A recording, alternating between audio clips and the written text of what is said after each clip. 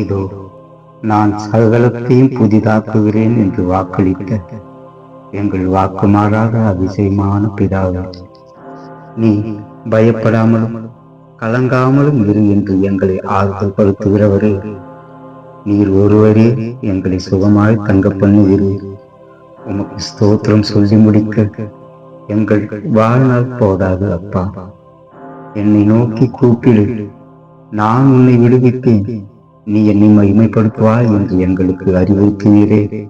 அப்பா, உம்மை தவிர எங்களை விடுவிக்க யாராலும் முடியாது என்று இந்த இரவு வேளையில் உம்மிடம் வருகிறோம்.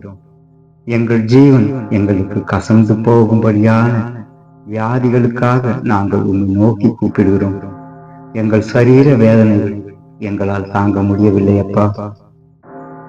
எங்கள் தகப்பனார், தாயார், சகோதர சகோதரிகள் தீராத வியாதியின் கொடுமையால் தங்கள் ஜீவனை கசப்பாய் எண்ணும் அளவும் வேதனைப்படுகிறார்கள்.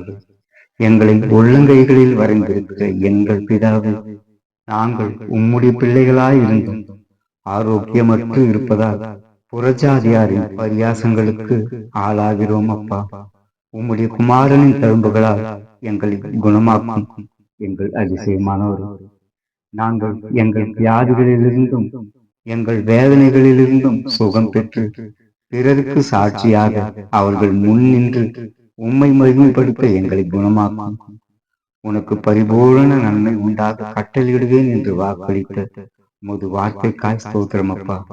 உமது அதிசயம் எங்கள் சரீரத்திலும் வியாதியாயிருக்கும் உமது பிள்ளைகளின் சரீரத்திலும் நீர் நிகழ் செய்வதற்காய் உமக்கு ஸ்தோத்திரம்.